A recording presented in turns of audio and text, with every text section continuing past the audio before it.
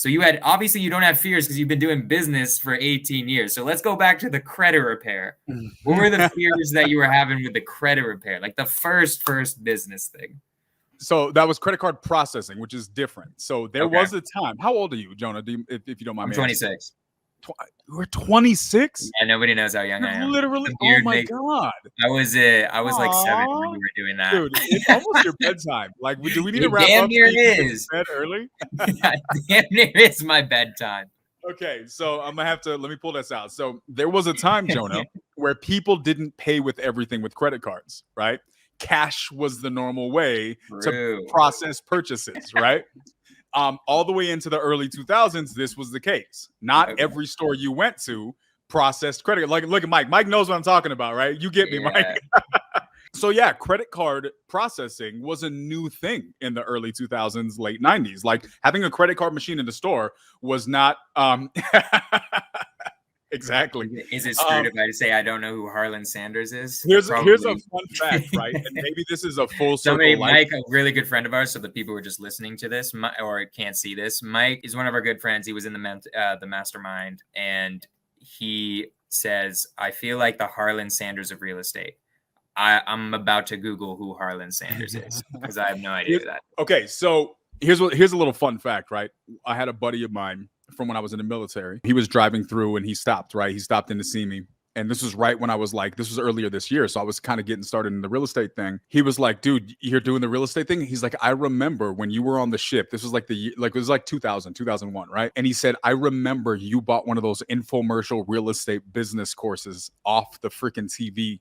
And you had all of the books inside of your rack on a ship, right? I was like, oh my God, I forgot about that, right? I've always been this entrepreneur guy, right? Like my mom, when I was 16 and she was telling me to get a job, like go work at McDonald's, I started selling rainbow vacuum cleaners. Okay, so purebred. Yeah, I guess that's just how I'm built, right? So to going all the way back, so credit card processing, right? There was a time where people had to pay with cash. Like you kept cash on you to, be able to purchase items. Look, dude, I still pay with cash. I have a lot of cash on me, just FYI. Okay. I mean, humble brag. I'm balling now. So there was a time where that was like a decent business opportunity, right? Where you would go and you sell these credit card processing machines, and depending on who you were a vendor through, you would get points on their transactions every month, right? So you get a little check every month and all that. So that was one of the first little businessy things that I did outside of like, What were you afraid of when doing that? You just started your first business. Let me go farther back. Let's answer this fear question, right? Maybe I'm a little bit weird. Maybe I'm a little bit of an anomaly, right? But I didn't grow up in the best of environments, right? I grew up in a rough environment. I had a single mother, she was work a lot. I would wake up in first grade. I would wake myself up, get myself ready. My mom would put like a little bowl of cereal and milk in a cup, and I would pour the cup into the cereal, and I walk myself to school, right? And then I walk to daycare afterwards. Gotcha. And then so when you grow up in these type of environments, like fear becomes a thing from a young age. You can't really show that well because people will approach you differently if you look like a fearful person. So I think that from a young age, I was just raised in an environment where fear didn't serve me. It put I got you. I know what you mean. So as a result, I guess from when I can remember, I don't process decisions through fear, right? Because there's no time for that. You have to process decisions through overcoming, through survival, right? And so I think that that's probably why, maybe combined with a little bit of how I'm built, because I'm just kind of a weird dude. I've just never been really scared of things, just because I don't allow myself time for that. Do you think, and you don't have to go if you don't feel comfortable into your like whatever how you grew up, but I am curious because probably, I know you were afraid of things when you were in first grade, but things that you were afraid of, I'm assuming if you did, I don't know how rough of an environment, but this is something I would imagine if I grew up in a really rough environment would be that I had to deal with things that were way scarier than calling a seller. Is that why you would think of something like calling a seller is just so easy, because that's what something's what it's like to be afraid of something that you should be afraid of. Yeah. Or that's more. To give you a little bit of context, the first time that I saw somebody get ranked into a gang was in the hallway of school at 5th grade. Right. Right. That was also the first grade that I got jumped after school. Mm-hmm. So from about then. So those are definitely rougher scenarios as a 10-year-old than trust me, dude. for sure. I got you. Yeah. That makes sense. So to me, so like I get it. What you're like, the fear part, you weren't afraid of business because you had dealt with things that actually could cause you harm when you were younger. Very That much. makes sense. Sure. Yeah. Okay, And that definitely makes sense. Well, and I think this is why this is important, right? I think that this is why I love this topic, because what does that teach us? I'm not the only human being who's gone through tough experiences, far from it. Right. There's people who've been through way worse stuff than I could even imagine. We know that to be true. So then the question becomes, why was I able to start processing fear in that way? To the point to where, it's just like, what's the worst that can happen? Like, how do you get there? Is that a duplicatable process? And I very much think it is. And I don't think you have to go through, gang interactions to be able to accomplish that, right? Okay, curious, maybe I retract the BS comments. Maybe the more clarifying question might be, what held you back, if not the fear aspect? That's a great question, and I think we can get to that, to the point. And you can, because for me, Jonah, and you can direct what direction you want this to go. This is really what all of this comes down to. I think that when we're talking about fear, or to Carlos's comment, what holds us back, I think the question we have to ask ourselves, or should ask ourselves, is, are these unsurmountable things that everyone has to deal with, and we just gotta just say, screw it, I'm just gonna have to be scared forever? Or are these realities that we deal with, that my upbringing and others' upbringings prove to us that these are actually things that you can overcome? You can win that fight in your head if you deploy certain tactics. So let's get into it, because literally the entire point of this podcast is, what are those tactics? That's what I'm trying to figure out. And the fact that you were at a point where you literally had no fears by the time you went into business. I don't want to put words in your mouth. What tactics did you employ that probably you learned as a child that you think are duplicable, or like, that's, I'm pretty sure right word, how, like you said it, you can duplicate to other people? Because I think this is the key to solving what Pace talks about. Like, what's the pill to make you take action? The pill is to get rid of your fear first. That's it. To me, once you figure out that, the person's gonna take action. It's not like they don't want to take action. It's that they're afraid of something that's keeping them back. So what are the tactics, bro? So I think you got to define it, right? I think it first comes down to, like, what is fear in the first place? So fear, for anybody who doesn't know, fear is a response that's triggered in our brain by our amygdala. Right. So anybody who doesn't know that, amygdala is what's referred to in science as the reptile brain. It's the core part of our brain that keeps us safe. It protects us from harm. The amygdala throws that fear response out, and what tells us to run, right? That fight or flight response, right? There is a fight in that response. So some people are inherently built to fight rather than take flight. So there are some people who are inherently built just not as fearful. Scientifically, biologically, some people are built that way. It is the small percent. I want to say scientifically it's like 10% or something like that. It's less than 10%, I believe. Everybody's on a spectrum usually. Like, there are people who literally no fear, and then somebody who are overly fearful, for 100%, sure. 100%, right? And so, that's the first thing. So what happens when we have this fear response? What do? Well, I think the first thing that you really need to do is define the fear.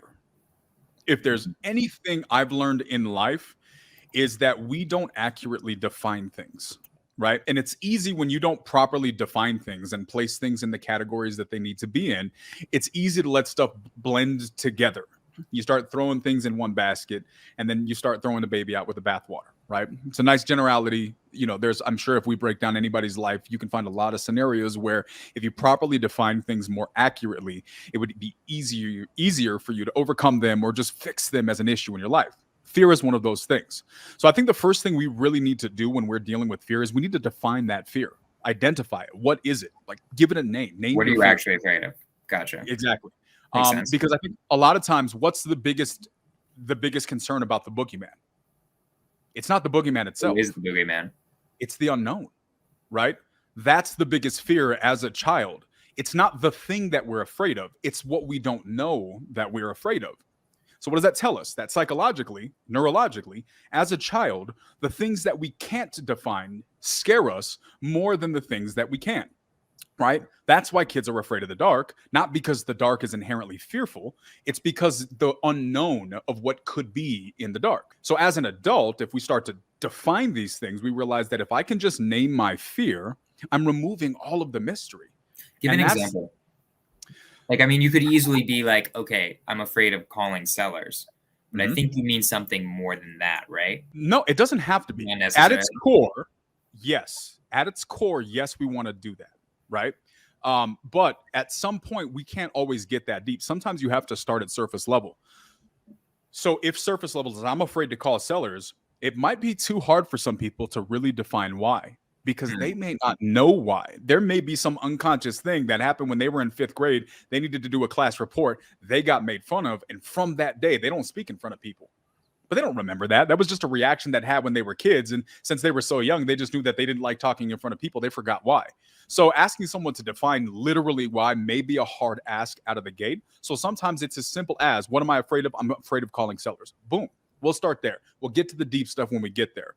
If you're afraid to call sellers, let's call it that. Now we're afraid to call sellers. Well, by definition, deductive reasoning, Jonah, if you're afraid to call sellers, what would you say is one of the best things to do to overcome that fear? Probably call a seller. If I had to call a seller. That's a guess. That's a great guess, because I think that's the right answer, right? I really do, because I think that when you name something, you have to figure out, okay, what's the next step? So I've named my fear. It's calling sellers. Then what do? You have to defy that fear. You have to challenge it. You have to run into the face of it. A lot of people think that the best way to overcome fears is to pretend you're not scared. Daniel, what if they swear at me? Okay. What's the worst thing that happens? Feel really bad. Okay. And then what's the worst? So Jonah, your concern is that someone's going to swear at you. Let me clarify something for you. It's almost a virtual certainty that someone is going to swear at you, right? That is going to happen. You are going to get cussed at on the phone with a seller. So let's worst case scenario that you call a seller and they swear at you. They say a bad word. Let's say they say all of the bad words. What then? What happens? I hang up and I feel bad because that sucks. Okay. And then what? And then I'm worried that it's going to be really hard for me to keep calling people because that's going to get me down. Okay. So your concern isn't them swearing at you. It's your concern is that you might feel down. Yes, that too. Have you ever felt down before? I have. Do you still feel down? Not right now. Okay, so that means that you've learned the important art of overcoming feeling down. Have you not? That's true. So in life, you've learned that sometimes you feel down, but you've also learned that feeling down isn't a stop sign, right? It's a yield sign. You keep going, right? That was clever. Push past that. I really like that. So I'm going to break that down analytically, if I may, because I think I know what you did there. So basically what you started with was defining the fear. That's what you did. You really defined it, and you didn't, I thought you were going to go into like really like esoteric, like, okay, what happened in 5th grade, which you didn't, which is cool. That's good, because I've definitely had that problem before where I'm like, I feel like we're not hitting it, but but you're saying it's okay, which I like. And then you're like, okay, what's the worst that can happen? So we're going to role play like what's actually the worst that's going to happen in your mind. And then what was cool is you analyzed it to the point it's like you brought it to something that's already happened to them and then made them realize that it's something that already happened to them and they've already overcome it. So logically they already have overcome what's going to happen when they do the cold call in the end. That was beautiful. I really like that.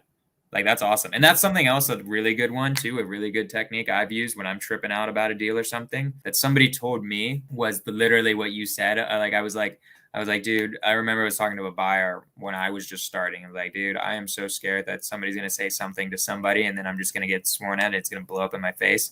And he said literally the same thing. It's like, that's almost a virtual guarantee. If you want like millions of dollars, that's going to happen. It's just going to happen. You got to accept that.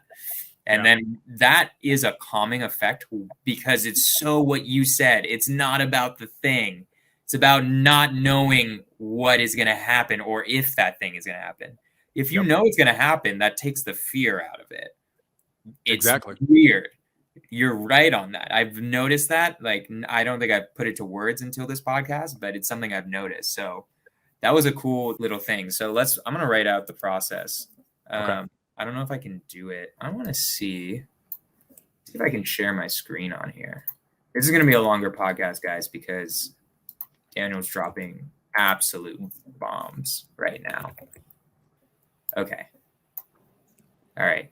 Daniel the Beast Quijano, how to overcome fear. We're going to do like a step-by-step process. Boom. 1, define the fear. What are you afraid of? Okay, what do you think is number 2? Because I said that all really quickly. Challenge the fear. Forget it. Analyze the fear. Okay, so analyze the fear as in, do you think that's asking the question, what do you think is the worst that'll happen? I think it depends on the person, right? But I think analyzing, it's like, like anybody who remembers fractions in math class, right? What was the one requirement if you're going to successfully do fractions? You have to break it down to the lowest common denominator. Oh, okay. If there's another piece that you see there, break it down again. If there's another piece, break it down again, right? And so we started with, you're afraid of calling sellers. Why? Well, what if I get cussed at? And then we thought, oh, well, getting cussed at's the issue. Well, it's really not, because what happens if you get cussed at? We covered that, but that wasn't enough, right? Because what happens if you get cussed at? Well, I feel bad. Okay, so that's now that we're getting closer to the core issue. There's probably a couple more places at that point, but it's just like anything else in life. People, you need to stop when you're able to move on, right? And so at that point, that way, if that's the light switch for someone to move forward, then they have enough to move forward. They can get deeper at the next stop. Okay, I like it. Okay, so basically just analyze it. And then what do you think is step 3? Just do it, or challenge is there something between that? Challenge it. Challenge the fear. Challenge it. So is that now, what is that saying in the case that we did before? Like basically being like, so is that really that bad? So challenging the fear is calling. Do the opposite of what fear is telling you to do. Do the thing. Do the thing. Do the thing, guys. Do the thing. Right now, like this is where a little bit of common sense has to be deployed, right? Let's throw our asterisks here. If fear is telling you not to put your hand into the fire, short of, someone's life that you're trying to save, probably a good idea to not put your hand inside of the fire, right? Right. So we need to deploy a little bit of common sense here, but when it comes to calling sellers, then you need to challenge that. You need to say, okay, the fear is what's stopping me. How do I challenge that fear? It's muscle memory, right? It's getting comfortable with the thing so that it no longer becomes this insurmountable task. What used to be fearful because it seemed this big, it was the boogeyman in the dark. It now has a light on it, and you realize that it was the coat hanger, and the shadow was what was reflecting. You're no longer scared of the coat hanger because you turn the lights on. This is our way of turning the lights on, is making the calls. I love it. So, okay. Because now I'm really gonna go into it, because that's an amazing, like you're the first person who's literally like broke down a process so far. Like everybody else is given like that, and that's super interesting that you literally have a process for breaking down fear. Sure. So I want to do one that's a little bit like a fear that's more, in my opinion, like a little bit more esoteric, a little bit more not like a specific action. So I'll go into, let's do it. Let's analyze me. So okay. One of my fears, I'm doing it. I'm like getting over it. But one of my biggest fears that I realized has been keeping me back from achieving what I want to achieve in business. One of the things that I know that keeps me back from what I want to achieve in business is this fear of running out of money, of being like, it's a mix of fear of failure and running out of money, in the sense of like, I don't really want to hire people. I want to do JV. I want to save as much money as possible in my business, so I make sure that I'm always going to be okay. Mm-hmm. Right. So I kind of want to use your process a little bit. So defining the fear would be, I'm worried I'm going to run out of money. Mm-hmm. Right. Sure. And analyzing it more would be something like, I'm afraid of that because I have no idea, again, not knowing if next month I'm going to even get a deal.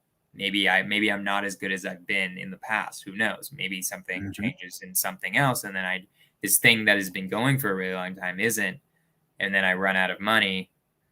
Everybody thinks I'm going to suck now. Everybody's going to be like, yeah, see, you suck. So that was something that was holding me back for a really long time. And I rationalized it as it's smart to not spend too much money. And it's just, what do you think of those ones? Because I feel like, at least for me, I feel like something like that is harder because the specific action is, I guess, spend more money to hire people. Mm-hmm. What do you think of that? Okay, so I think that's two things. And I think that's a really great point. We're turning you to Daniel, the psychologist. Let's do it. Fun fact, I actually have like a whole book series on stuff like this that I started Fun writing fact, years ago. he's a psychiatrist. Nobody knew.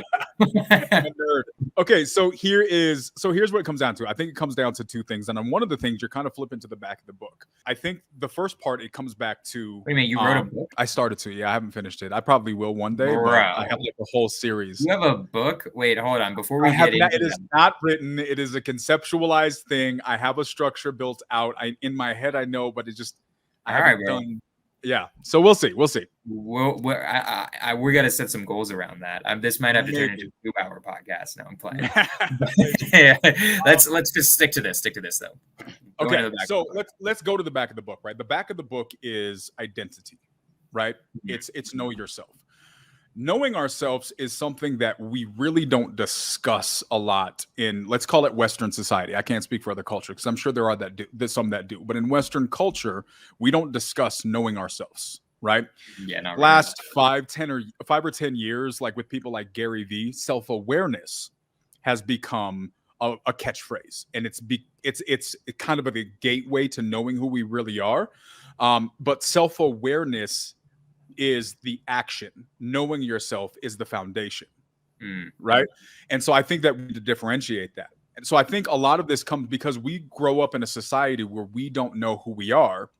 We tend to make a lot of decisions based on external motivators, right? So let me define this. What does this mean? Anybody who went to public school has a good idea of what this is like, because what's a big part of public school is fitting in, right?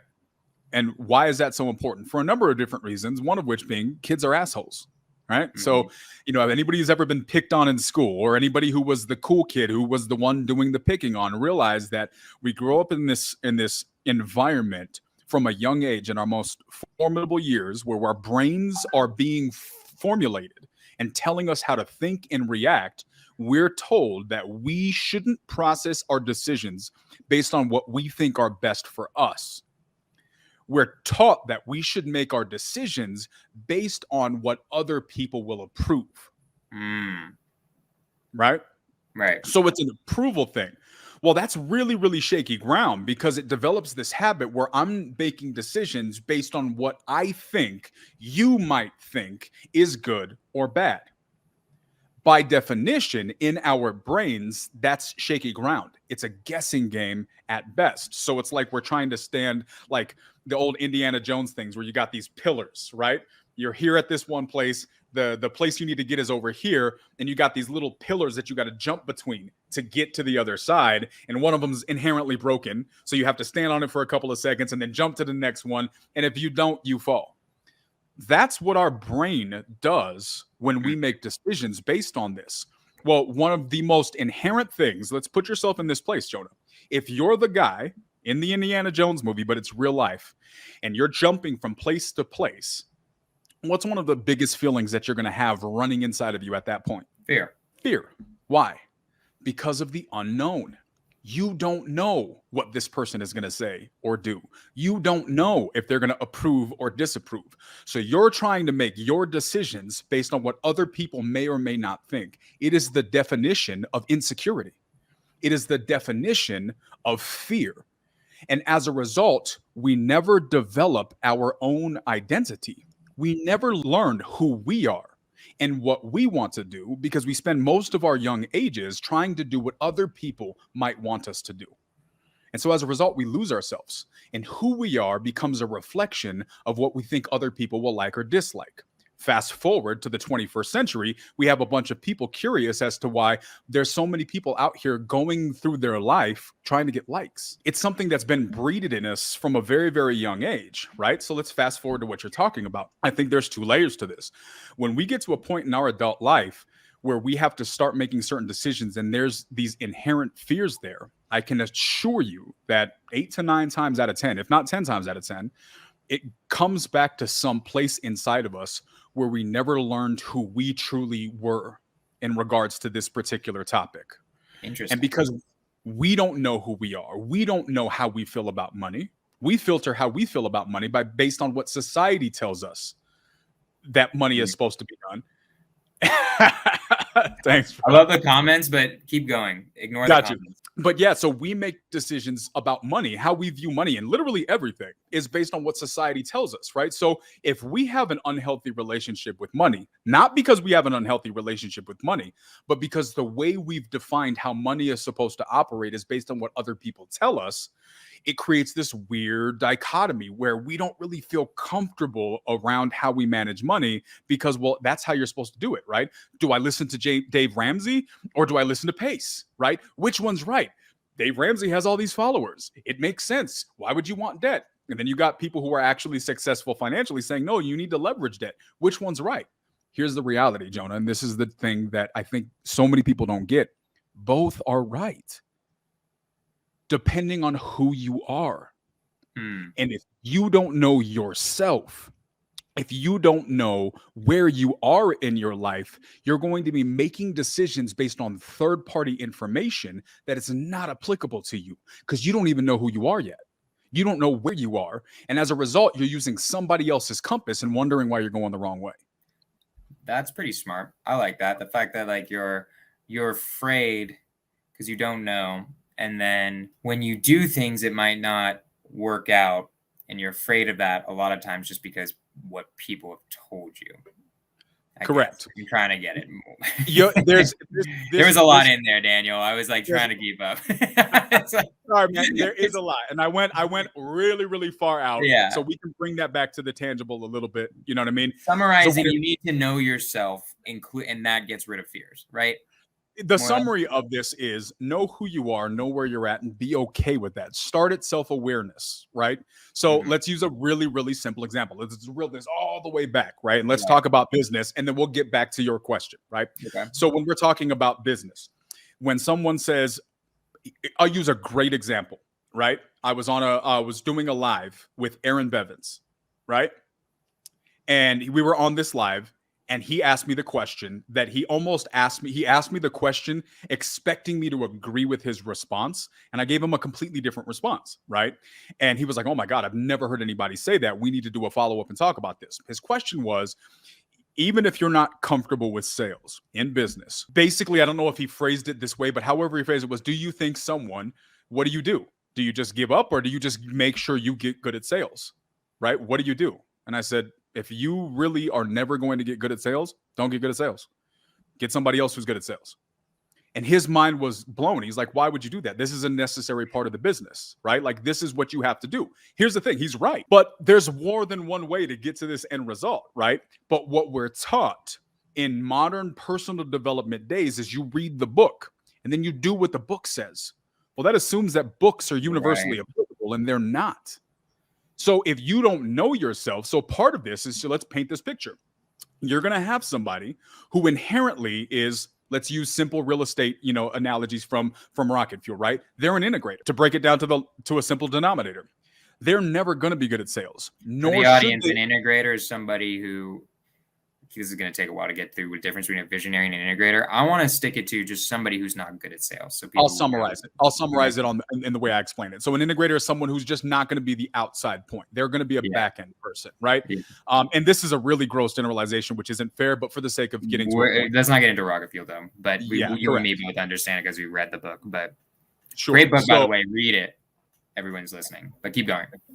So essentially, when it comes down to it, let's say somebody is just never built to be an external people person. Their gift, their skill set is best deployed on the back end.